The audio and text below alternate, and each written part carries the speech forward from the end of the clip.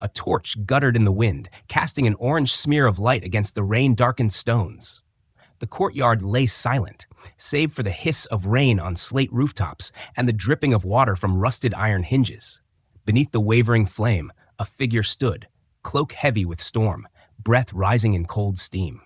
His hand moved slowly, deliberately, slipping into the folds of leather until the dagger slid free. Its edge was not polished for ceremony, nor adorned with jewels of triumph. It was workmanlike, scarred and sharpened to rend through armor's joints. In the breathless quiet of the night, the steel seemed to hum as if it already anticipated the blood it would draw. In the Middle Ages, weapons were not merely extensions of power. They were relics of survival, tokens of betrayal, and the thin line between ransom and ruin. This dagger, its grip worn by countless palms, carried no glory of banners unfurled. It carried the memory of men who struck not to kill, but to maim, to unseat kings, to drag them into the mud of ransom, to turn flesh into bargaining chip.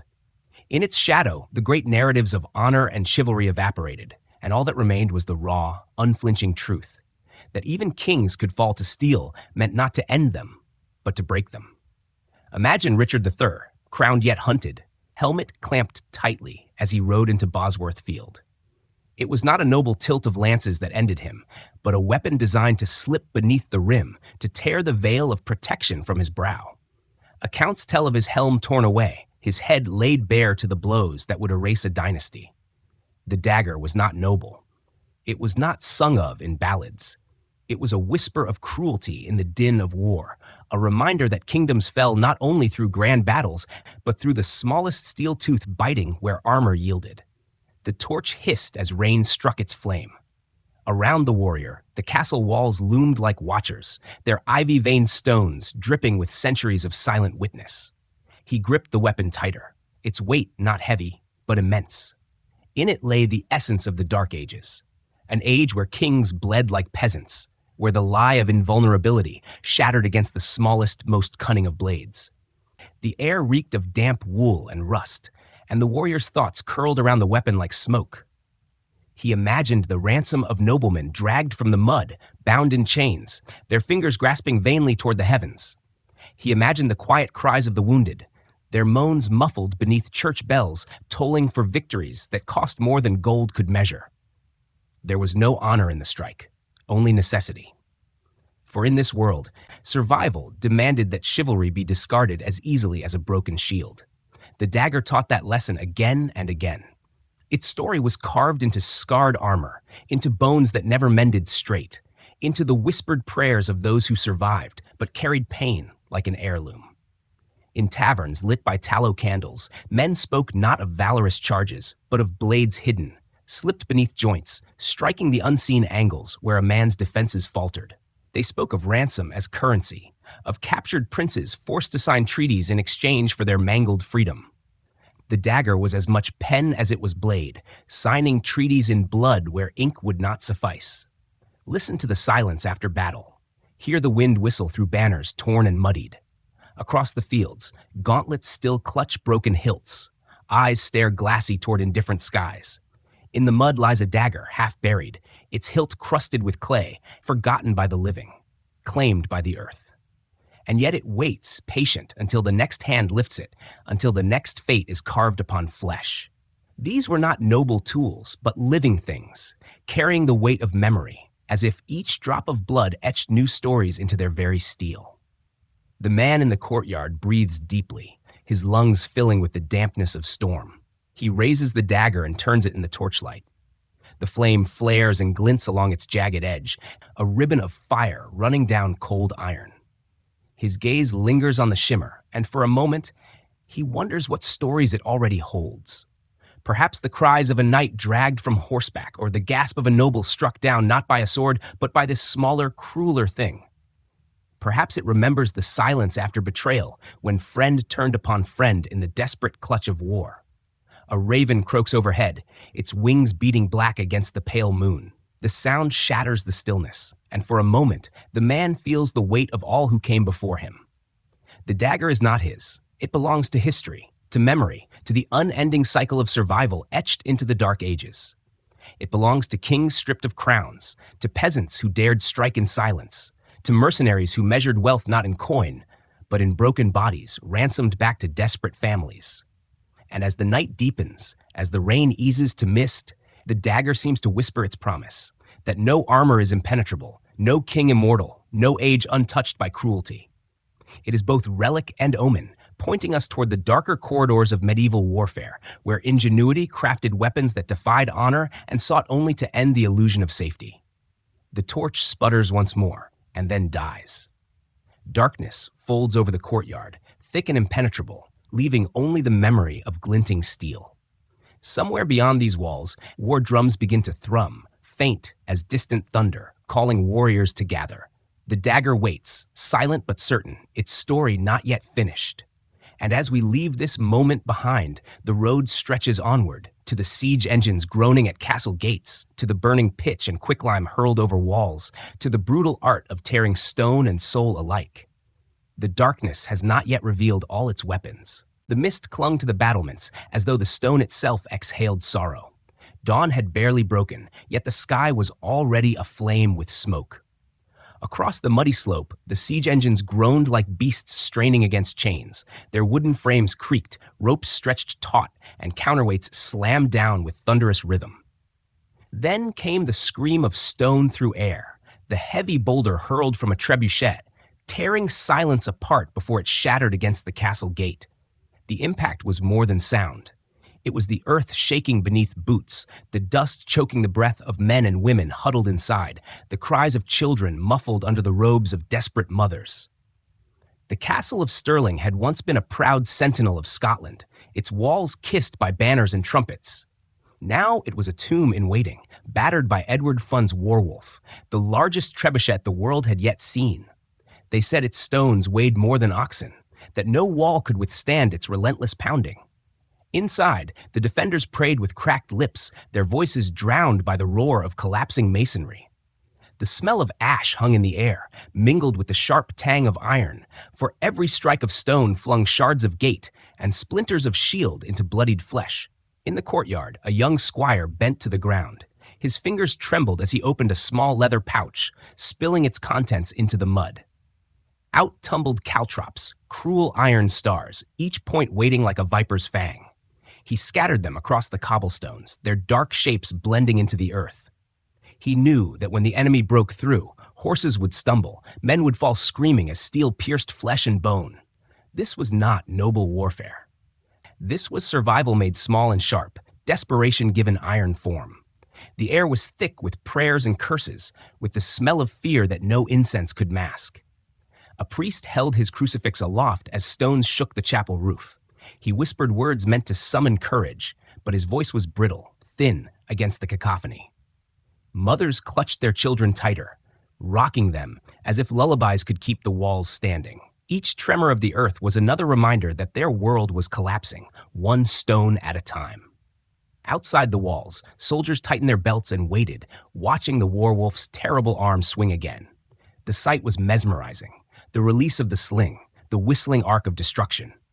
They cheered as stones smashed into ramparts, yet even their voices carried unease, for they too knew the truth. Once unleashed, such weapons obeyed no master. They destroyed stone and flesh alike, friend and foe alike. The Warwolf was not merely an engine of war, it was an omen, a shadow of wars yet to come, where machines would drown the valor of men. Inside the keep, the defenders clung to hope in small gestures. A knight bound his wound with strips of linen torn from his own cloak. An old woman dipped her rag into a bucket of brackish water and pressed it against a child's swollen ankle. The squire, his pouch now empty, pressed his palm against the cold wall, listening to the heartbeat of stone as it cracked and groaned beneath the Warwolf's blows. He thought of feasts long gone, of roasted venison and honeyed mead once shared in this very hall. Now, the air reeked of dust and sorrow, and the only music was the grinding of stone and the thrum of ropes. The gates shuddered. Splinters flew like arrows. Men rushed to brace the breach with timber and shields, but each new strike undid their labor. The ground was littered with debris, with shattered helmets and broken spears. Among the rubble, one caltrop gleamed faintly in the torchlight, a small, cruel reminder of how fragile even the grandest walls could be. The defenders' hope was shrinking. collapsing inward, just as the walls that sheltered them began to give way. Night fell, but the werewolf did not sleep. Its stones pounded in rhythm with the earth itself, a heartbeat of ruin echoing into the darkness. Torches flickered along the battlements, their flames bent sideways by the wind. Every man inside felt the tremor in his bones, every woman the dread in her silence. The caltrops lay waiting in the mud, glistening like stars fallen from a faithless sky. And in the quiet moments between strikes, when dust settled briefly and breath returned in ragged gasps, the defenders wondered if their suffering would be remembered.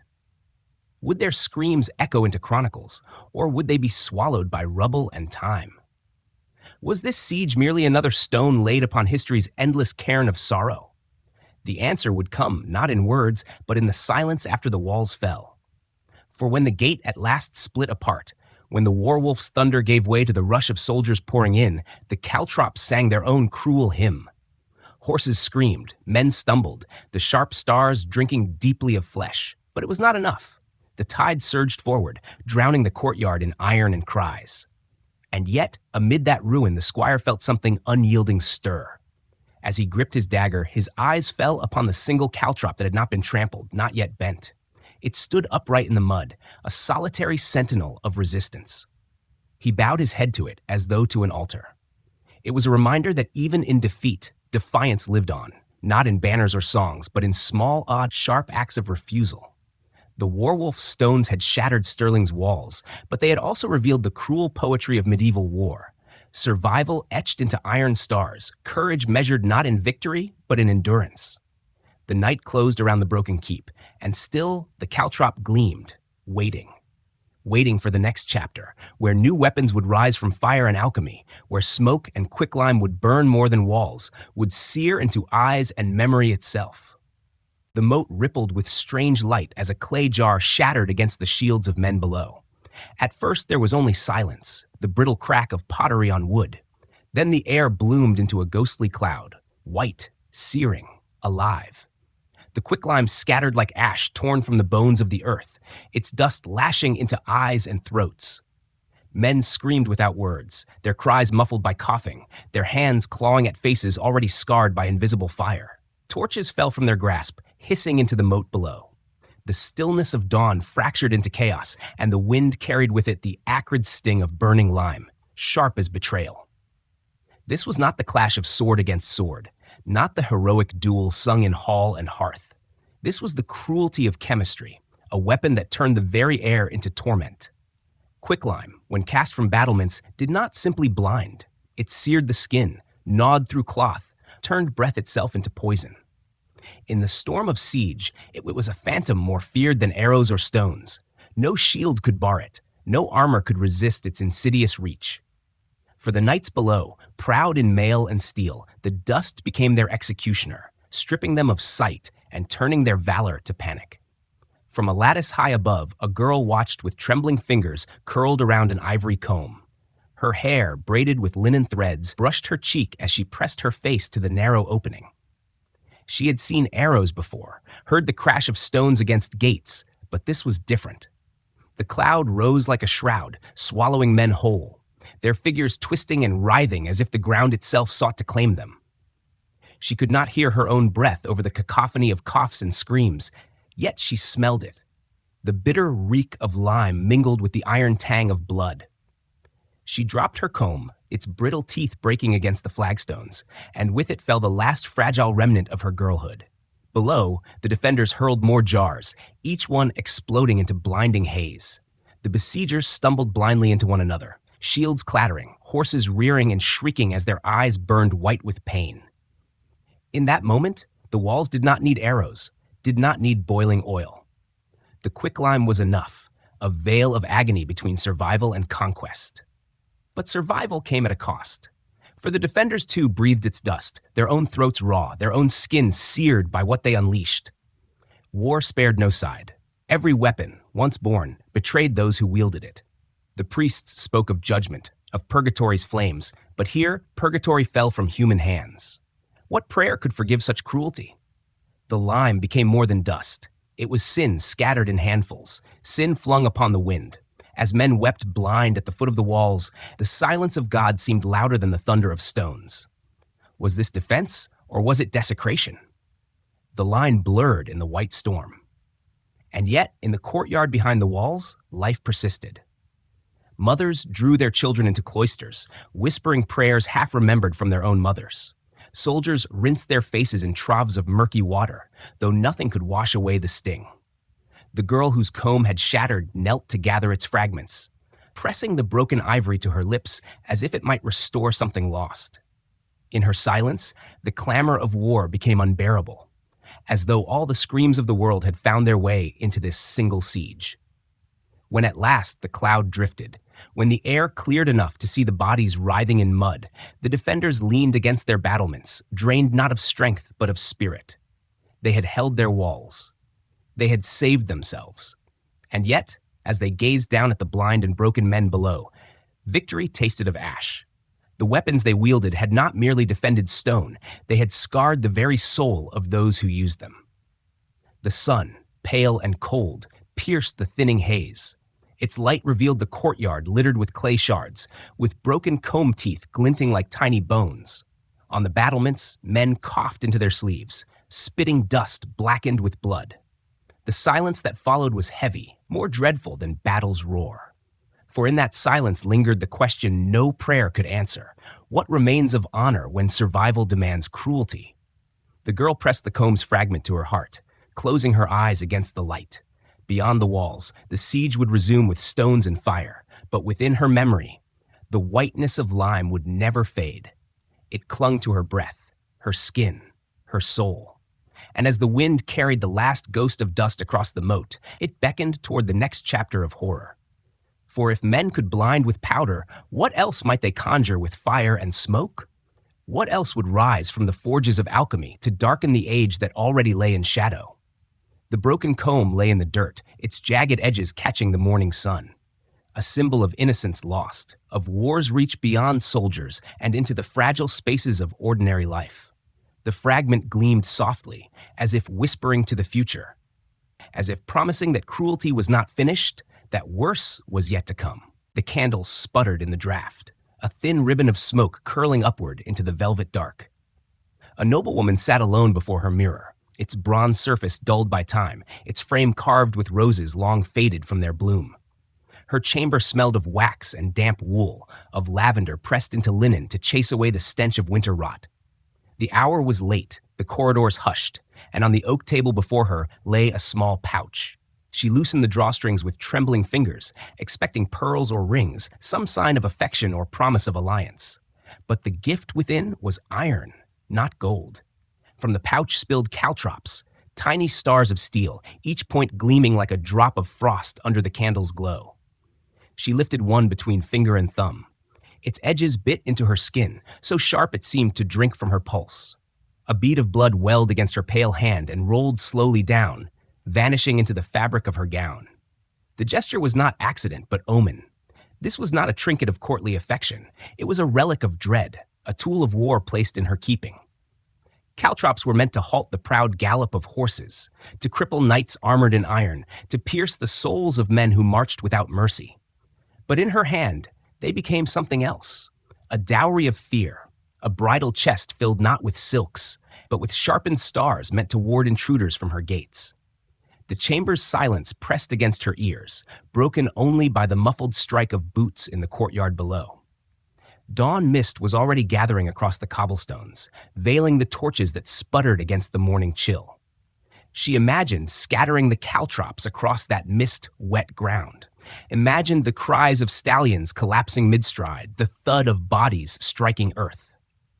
She saw the power hidden in these cruel little stars, saw how they granted her a strange, shadowed agency. They were a weapon placed not in a knight's scabbard, but in a woman's hand, delicate, veiled, yet lethal all the same. Her breath fogged the mirror, a soft veil that blurred her reflection. Behind that blur, she thought of the women who came before her, bound in marriage not by love but by blood, coin, and fear. Dowries were chains disguised as gifts, threads binding families into alliances as fragile as candlelight. Yet here, in this dark chamber, her dowry had teeth. The caltrops were not mere ornaments to be passed from father to husband. They were an inheritance of violence, an unspoken promise that her survival would not be passive. Outside, the church bell tolled faintly, its sound heavy as if dragging chains through the air. She pressed the caltrop harder into her palm, blood mingling with wax dripped from the candle. Pain sharpened her focus. She could hear the faint creak of the drawbridge, the murmur of guards at their posts, the restless snort of horses still blanketed against frost. Every sound of the castle whispered to her that nothing here was safe, that her place in its halls was as precarious as the flame flickering before her. She slid the caltrop into her sleeve, the metal cold against her wrist, its weight far heavier than its size. For she knew that within these walls betrayal wore many faces. A visiting envoy with a smile too thin, a cousin with eyes fixed not on her, but on her dowry lands. Even her husband, pledged to her by oath and ring, might one day weigh her worth against gold and alliance. The caltrop was no jewel, but it was hers, and in its cruel geometry she found a hidden strength. The candle waned lower, wax pooling in slow rivulets like tears upon the oak. The chamber darkened, shadows swallowing the roses carved into the mirror's frame. She rose, her velvet skirts dragging across rushes scattered with lavender and straw.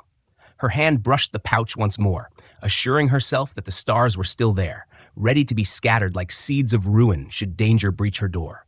In her silence she prayed, not for love, nor for peace, but for the strength to endure. To wield the iron hidden beneath silk and veil. And when dawn finally broke, spilling cold light through narrow windows, the mist over the courtyard thickened into a golden haze. The hoofbeats came first, steady, deliberate, approaching through fog. The noblewoman stood by her window, her sleeve heavy with iron stars, her heart heavy with unspoken dread. The world outside was shifting, and she could feel it pressing at her gates. The pouch at her side whispered of what must come, that survival in this age was not won only on battlefields, but also in chambers where women carried hidden weapons alongside their dowries. The caltrop's shadow stretched across her palm as she lifted it once more to the light. A tiny star, cruel yet resolute, forged for war but entrusted to her hand. In its reflection she saw not jewels nor roses, but the quiet strength of survival, sharpened to a point.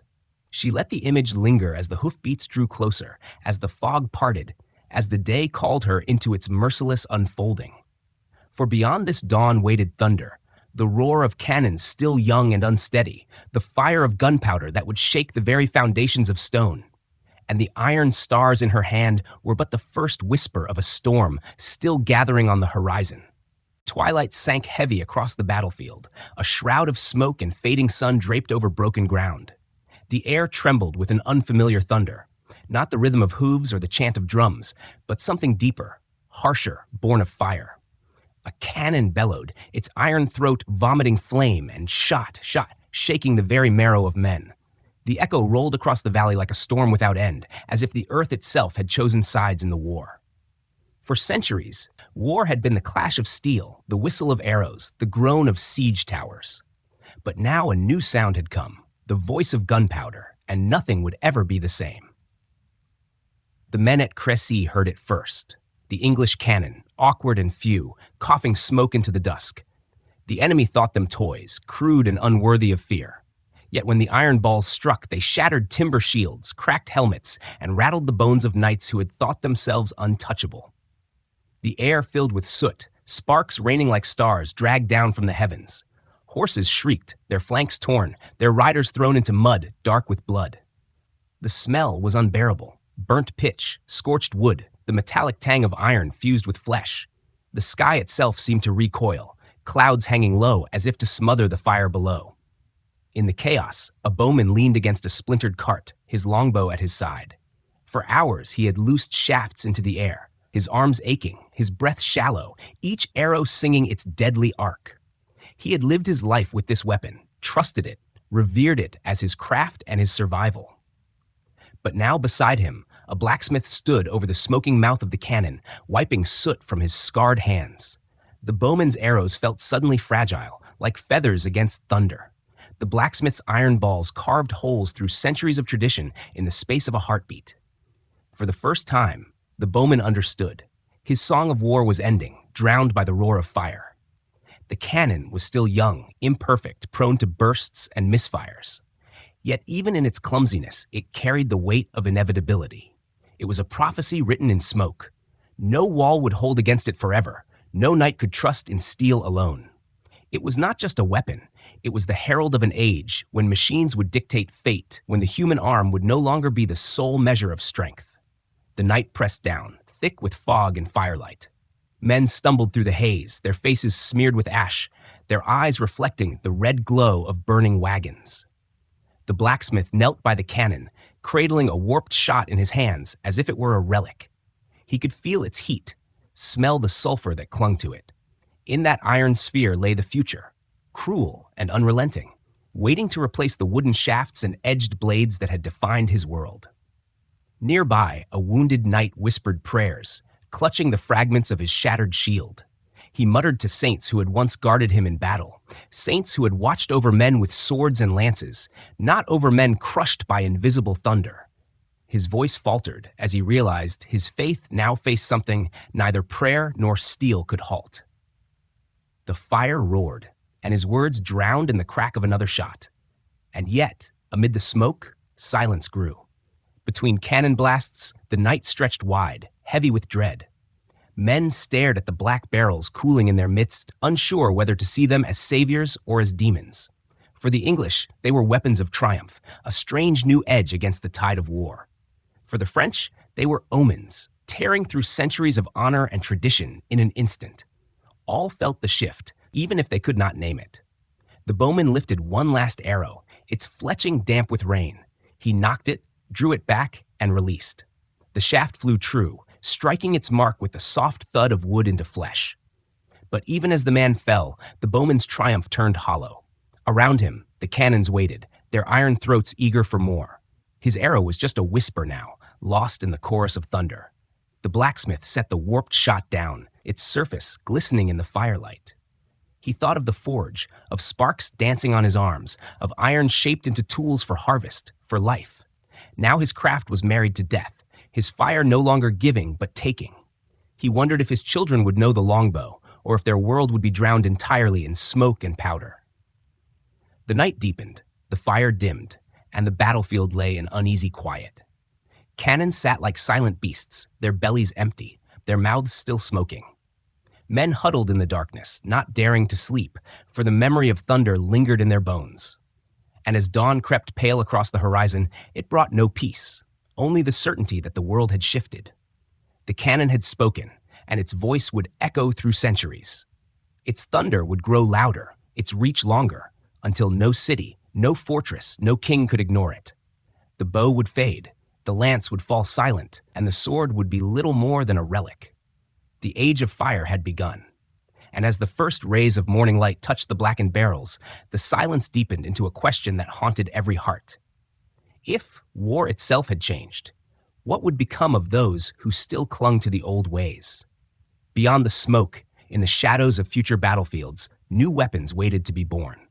Not thunder alone, but steel daggers glinting in the mud, hidden blades poised for betrayal, silent tools that would carve not only flesh, but the fragile line between power and ruin. The world would not rest. It would arm itself again. Moonlight drifted through a ragged veil of clouds, silver and cold, spilling across a battlefield littered with broken armor and lifeless forms. The silence was deceptive, pierced only by the faint clink of steel settling into mud, the low groan of a dying horse whose eyes glimmered in the pale light. Among the wreckage, a single gauntlet lay open upon the earth, its fingers curled toward the heavens as though begging for mercy long denied. Nearby, half buried in soil blackened by blood, a dagger gleamed faintly, its garnet inlay fractured, its edge dulled yet still cruel. It was small, almost unworthy of notice among shattered lances and splintered shields. Yet in its shadow, kings fell, dynasties ended, and the fate of nations turned. This was no knight's sword forged for honor, nor a lordly weapon adorned for ceremony. The dagger was made for the intimate kill, for slipping beneath the rim of a helm, for piercing the unguarded seam of mail, for finishing what arrows and cannon had begun.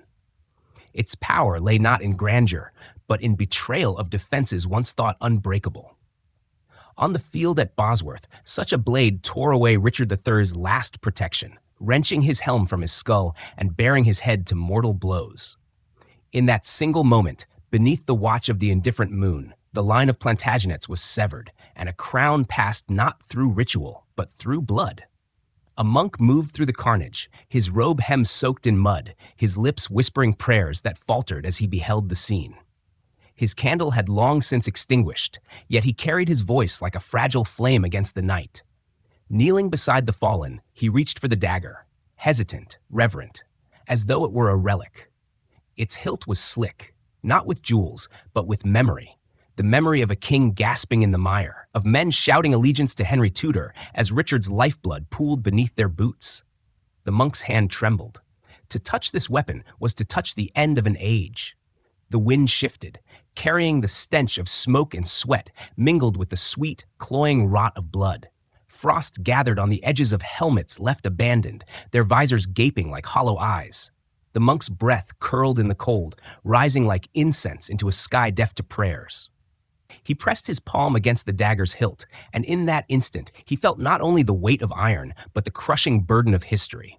How fragile it all seemed, that a crown, a dynasty, a kingdom's destiny could be undone by such a small piece of steel, no larger than a man's hand. Elsewhere on the field, survivors stumbled in silence, their voices hoarse, their armor bent and broken. They had fought for glory, yet what remained was ruin. A knight, his cheek split open, whispered to no one, "This is how the world ends, not in triumph, but in mud." His words vanished into the night, unheard, lost among the groans of the dying and the whisper of ravens circling above. The dagger lay now in the monk's grasp, a symbol of power's fragility. Once wielded to maim, it had become a mirror, reflecting the truth that no armor was impenetrable, no king invincible, no dynasty eternal. It was not merely an instrument of death. It was the hand of inevitability, stripping away illusions of permanence. Kings bled like common men, and crowns tarnished as quickly as steel rusted in the rain. The monk closed his eyes, pressing the blade to his brow, as though to consecrate it, or perhaps to absolve it. But absolution would not come. The battlefield was too raw, too heavy with ghosts. In the distance, the first pale line of dawn stretched across the horizon, soft but unrelenting. It illuminated the broken spears, the tattered banners half buried in mud, the faces of men who would never again open their eyes. And in the center of it all, it touched the dagger, its edge glowing faintly in the new light. For dawn did not care who held power. It rose over ruin, over victory, over betrayal alike. The dagger, now cold, lay silent, waiting for the next hand that would claim it, waiting to write again upon flesh and history alike. As the monk stood, he left the blade half buried in earth, its garnet hilt catching the sun like a dying ember. He knew it would be found again, lifted, wielded, turned once more against armor and flesh. That was the way of things. Weapons never rested. They passed from hand to hand, from age to age, carving stories that no ink alone could hold. The ravens cried, their wings beating against the pale sky as if mocking the silence below. The monk whispered a final prayer, though he no longer knew to whom it was offered, to God, to the dead, or to history itself. Then he turned, walking away from the field, leaving behind the dagger, the crown, and the echo of a dynasty undone. And yet, as he vanished into the fog, the battlefield lingered. The broken gauntlet, the shattered crown, the dagger's cruel gleam, all lay waiting. For history was not finished. The weapons of the Dark Ages had not spoken their last. Beyond this field, beyond this dawn, other tools waited in shadow. Chains, gallows, the iron cages of punishment, each one ready to shape the lives of those who survived this night. The dagger's silence faded into the distance, but its story did not end. It merely yielded to the next chapter, where weapons were no longer forged only for kings and knights, but for the punishment of bodies, the control of souls, the discipline of entire peoples. From the mud of Bosworth, history turned its gaze toward darker corridors still.